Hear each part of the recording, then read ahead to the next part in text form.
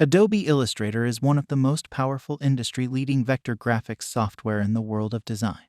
These 10 Illustrator tips are perfect for those who are new to Illustrator or have yet to master it. It can help you create everything from logo designs to 3D models, but it's not always the easiest tool for beginners to get a handle on. That's why we've compiled this list of top 10 hidden Illustrator tips that you may not know about. Alright, we are here in our Adobe software, and our first tip is to get the exact text height to the rounded square shape height. Go to our character window and click on this little hamburger over here. Then select Show Some Font Height Options. A new feature will be added to your character window. Over here, this says Cap Height. This is what we need. There are other options, but choose Cap Height because our font starts with a capital letter. Now let's select the square and copy the height by using Ctrl+C. Go to the cap height and paste it there. Automatically, this changes the text size. Move it close to the square and let the base of the text touch the base of the square. Move it close to the square. You will notice that both heights are the same. Go to the small letter version of this logo. Check both heights. The shape is bigger than the text. Same procedure by copying the height of the square. But now change the cap height to X height. Paste it here. Illustrator automatically changes the text size to fit what you pasted. There is no effect because I selected the shape rather. Select the text and change the text cap height to X height. Illustrator automatically changes the text size to fit what you pasted. Now both heights are the same. Move it close and check if they are the same. Tip number 2. Editable Stroke Text Effect. Make sure you have your Appearance window here, or else go to Windows and select Appearance. Go to this little hamburger and click on Add New Stroke. A new stroke will be added to the text. Choose the color you want, but let's go with black for this tutorial. You can change the stroke size by clicking the up or down arrows over here. The stroke has been applied to the entire text. The stroke is too close to the words, so let us give it some space. Go to the FX icon over here. Click on it and choose Path and select Offset Path. Let's make the offset 7 and click on OK. The offset has been applied. How beautiful this is. Go back to the FX icon. Click on it and choose Pathfinder, then select Add. This will merge all the stroke paths into one. Our stroke is now editable. Tip number 3. Envelope Distort using Make with Top Object feature. Let's start by creating an ellipse. Go to the Eraser tool. Click on it to reveal the knife tool. Now switch the foreground to the background to create a stroke on the ellipse. Let's change the stroke size to 0.75.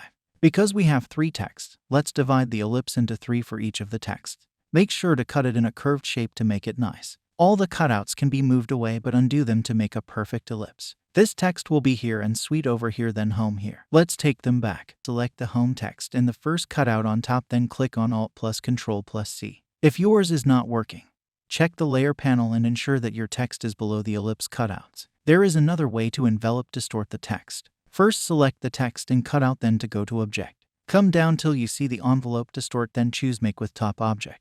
I'd prefer the shortcut because it is faster. Now let's do the other texts. Tip number 4. Changing path direction. This tip is hidden from a lot of designers. Here you can see one stroke. This is the variable width effect of the stroke. Select the pen tool and click at the bigger part of the stroke. This automatically changes the direction of the stroke. Hold Ctrl and click to cancel the pen tool. Tip number 5. Change path stroke to brush styles. This tip is used to create a beautiful pattern using a stroke path. First, go to Windows and select Brush to open the brush window. Click on this hamburger icon here and choose the Open Brush Library. You can select any of the brushes here, but in this video, let's choose Decorative, then select Decorative Scatter. A new brush window will open for Decorative Scatter. Make sure you select your stroke path, then choose any of the decorative scatters. This effect will automatically be applied on the stroke path. Tip number 6. Circle Pop-Up Effect. For this tip, we want to clip mask the bottom of the circle and the top to create a circle pop-up effect. Hold Alt and drag the bottom circle to the top to duplicate it.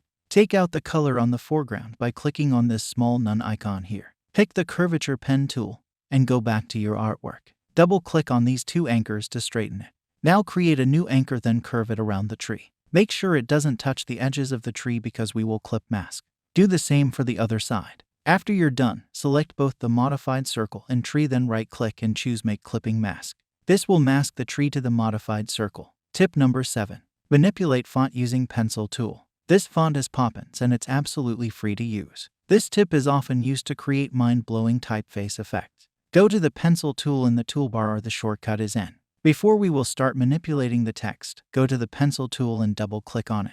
Make sure you've activated the Alt keys toggle to Smooth tool. This helps you to smooth rough paths when manipulating the text. Let's zoom in and start by drawing a simple liquid drip on the path. Make sure you start on the path and end on the path. Hold Alt and drag on it to smooth the path. You will notice some errors when manipulating it. Just undo it, do it again. This is so satisfying. Let's speed the process up. See how wonderful the text came out. This is a great tip for all designers, especially logo designers. Top tip number 8. Recolor Artwork. To get started, go to Edit, then select Edit Color and choose Recolor Artwork. A new window will pop up for you. Play with it to understand how to use it. This technique can help you recolor artworks faster, and it can also help you decide what color to use for your artwork. To add a certain color more, use the sliders at the bottom. Use this to increase or decrease the brightness of the colors. Play with it until you get what you want. I think these colors are not bad for this project. Next tip, which is tip number 9.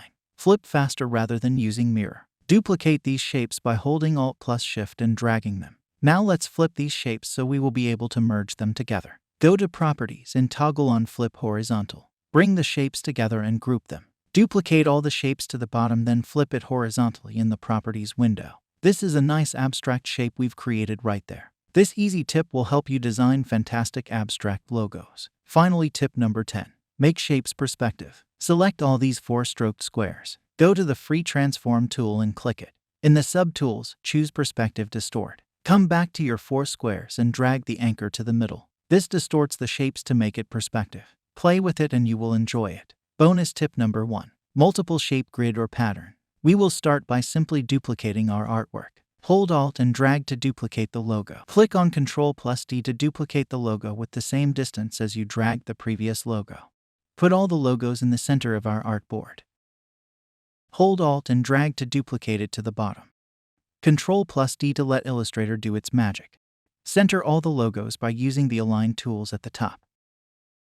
Bonus tip number 2. This tip is similar to the previous tip, but this is cool because you can choose the number of duplicates you want. Select both logos, then go to Autoblend. Double-click on it. Change the smooth color to specified steps. Make it 3 and click on OK. Nothing happened because we have not made it blend yet. Select both logos and click on Alt plus Ctrl plus B to make it. You can move the end logo and the rest will follow it. This is how cool this tip is. Expand it by going to Object, then Expand.